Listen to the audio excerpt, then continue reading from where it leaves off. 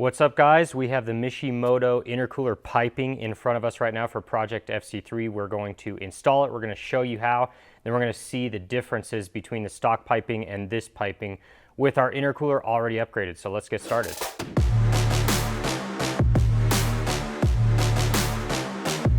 Hey, what's going on, guys? It's JP from Edge Autosport.com. Thank you very much for joining us. We have the Mishimoto intercooler piping for Project FC3. It's our 2017 10th gen Honda Civic Si 1.5 turbo. So we're super excited to get this on. Now, in our last video, we installed the intercooler just by itself. Mishimoto offers the intercooler, they offer the piping, or they offer it all as a kit together. We got the kit, but we did one at a time because we wanted to see what effect the intercooler by itself had, and then we wanted to see what the intercooler piping does, if anything. The stock piping is pretty tiny on the car as is in stock form, so we're kind of interested to see the differences between the two. Plus, we wanted to do a video just on how to install each one separately. So we're gonna start off with taking the bumper off. As you can see behind me, we already have the bumper off. If you need to know how to take the bumper off, go right here to the link to our previous video of the intercooler install. It tells you very detailed information about how to take the bumper off. So go there if you need to learn how to do that. But we're just gonna jump right in and start getting this piping mounted up and then get it on the dyno. So let's go. Okay, first up is we are going to take these new adapters and put them on the intercooler. So we're gonna take the intercooler off and do that. It's just gonna be easier that way. Plus we have a little bit better access to the piping areas. Mishimoto sends these adapters with the full kit. Right now we have the adapters on there to mate with the stock piping, which are flanged. These are going to go onto the intercooler and just be bead rolled so that you can put the silicone piping on the end of here and clamp it down. So two different adapter styles, one for stock piping, one for upgraded piping. So we're gonna switch these out first.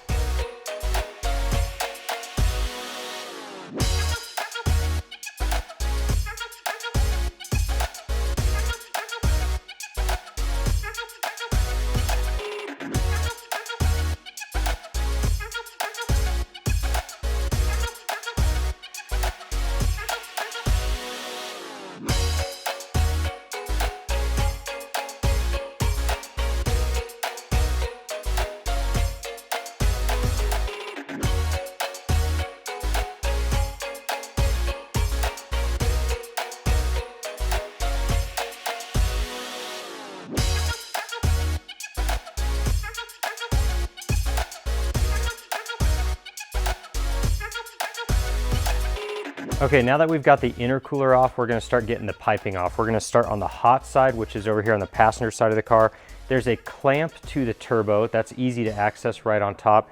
And then if you look down a little bit further, you'll be able to see, it's tough to get it on camera, but just look down a little bit further. There's a bracket for mounting the plastic stock piping. We're gonna undo that bolt down there. It's a 10 millimeter.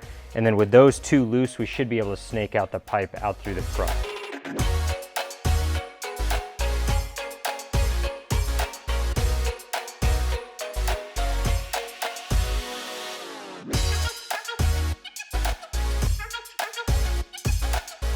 Okay, so we just got the stock hot side off, and half of it is some rubber piping, half of it is some plastic piping.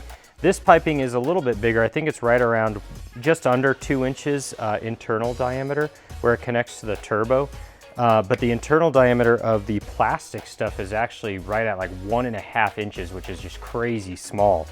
You don't need 2.5 inches on a turbo this size, on a car this size. That's kind of overkill unless you go to a bigger turbo. Even then it still might be overkill, but 1.5 inches is like hardly anything. It's really small. So we're gonna upgrade that to the Mishimoto. I've already measured the Mishimoto. That's about 2.1 internal diameter. So quite a bit of an upgrade, over 25%. Okay, so we've got the hot side intercooler piping in hand. We're gonna work on this first. We're gonna start by putting the metal piece in the car first and getting it mounted on this bracket. You take this bracket, put it up through the bottom side of the car and just kind of snake it through until it hits the area where the original bracket is, and then take the original bolt that you took off of the factory piping and use it to mount this. So we're gonna do that first.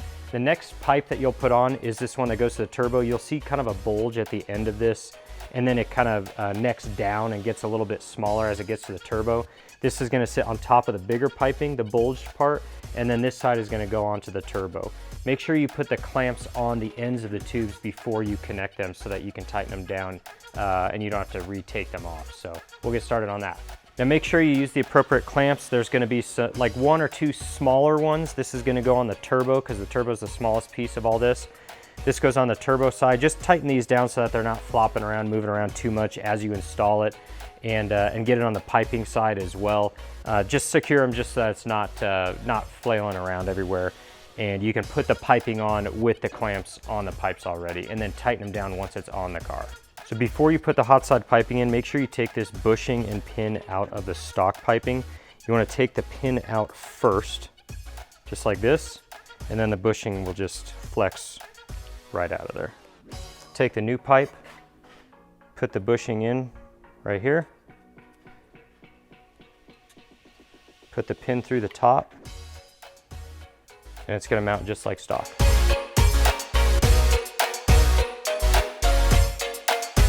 So to make it easier to access the piping, just kind of snaking it through and putting it onto the turbo and the piping, I'm going to just pop out this coolant hose and just kind of push it off to the side over here. So take the factory bolt. I have an extension and a 10 mil socket. I'm just going to reach it down in there and get this thing loosely fastened. I'm not going to tighten it down all the way yet because I want it to be able to move around while I put the silicone parts of the piping on, but we're just going to put this bolt on there and make sure that this thing is fastened down.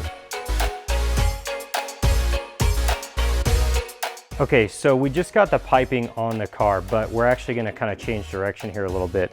The clamp down where the silicone meets the metal pipe, kind of on the passenger side here, it's just so tight down there and we can't really get to it. So what I'm going to do is I'm going to loosen the clamp on the turbo again.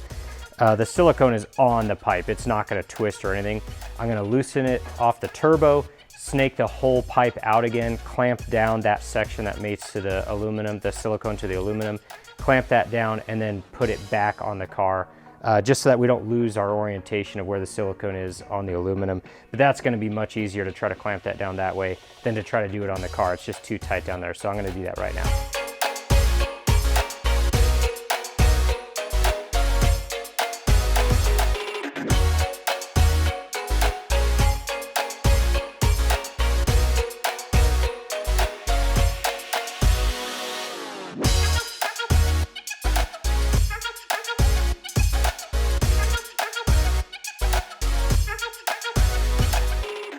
All right, so we've got the hot side off now. We're gonna wait to connect that to the intercooler with this coupler until we're done with both sets of pipes. But we're gonna start by taking off the intake, take off the MAF sensor. The cold side looks about as simple as the hot side. We just need to disconnect a couple sensors on the cold side pipe itself, take off the clamp to the throttle body, and then it looks like it'll snake right out just like the other one. So let's get started on that.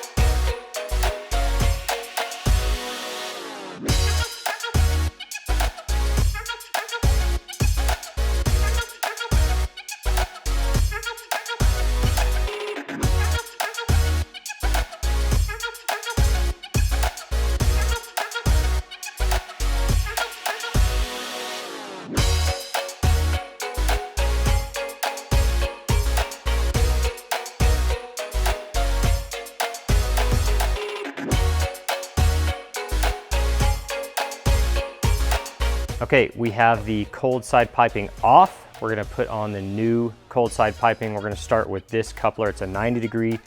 The end that is longer, this simulates the exact stock pipe. The end that's longer goes on the throttle body, and this is gonna, the short side is gonna connect to the piping. So we're just gonna put this on first. We're gonna grab a clamp, make sure we got that ready to go. put this on the throttle, and we'll go from there.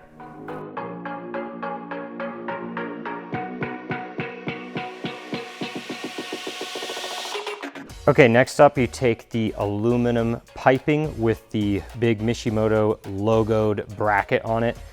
The sensor bungs right here, we're gonna put, this goes on the upper side, so just keep this oriented just like this, and it's gonna go onto that coupler that we just put on the throttle.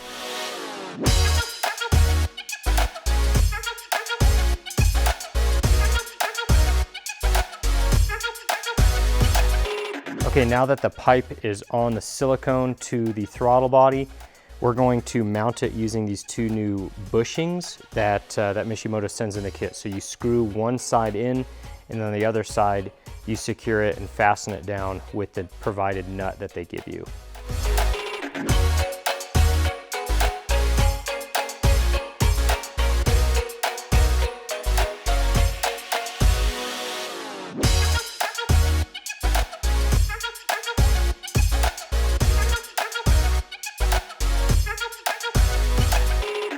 Okay, and finally, before we get the intercooler on and everything tightened down, we're gonna put on the last silicone piece.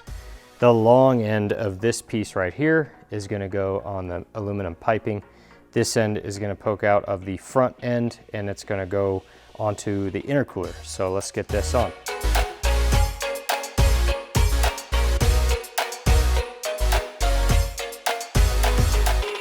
Okay, we've got the adapters on the end tanks on the core.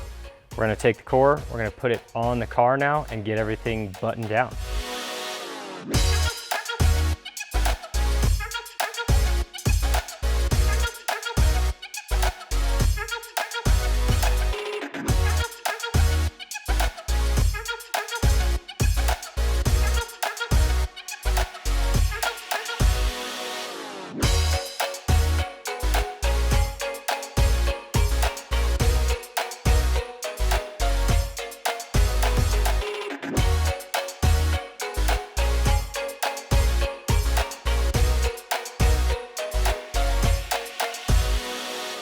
Okay, next up is this coupler. We waited for this coupler to be put on last just because it gave us the most flexibility in putting on the piping. So this little 60-degree or 45-degree coupler right here, we're gonna mount it between the hot side end tank and the hot side piping. So we'll put that on and then start tightening everything down.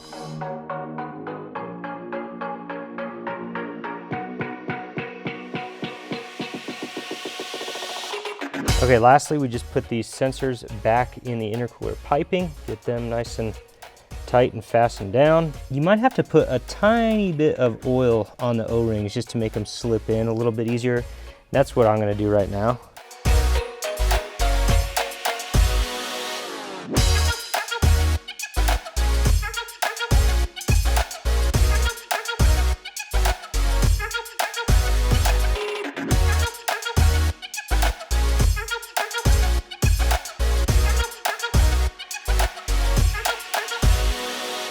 Okay, everything is buttoned up, everything is installed. We're gonna put the front bumper back on the car and get it on the dyno.